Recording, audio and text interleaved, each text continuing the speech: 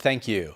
New this afternoon, Omaha police detail a multi-year sex trafficking bust that put 3 people in prison. In November of 2022, OPD investigated a shoplifting incident at an Omaha Walmart involving a woman and a girl. They determined the girl had been reported missing out of Kansas. That led them to execute a search warrant at a hotel where they found evidence of commercial sexual activity. Omaha police, along with Homeland Security, worked with authorities down in Kansas to identify multiple suspects.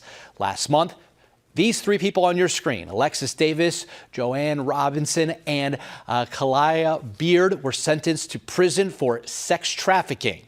OPD says they hope this serves as a reminder that the sexual exploitation of children will not be tolerated in Omaha.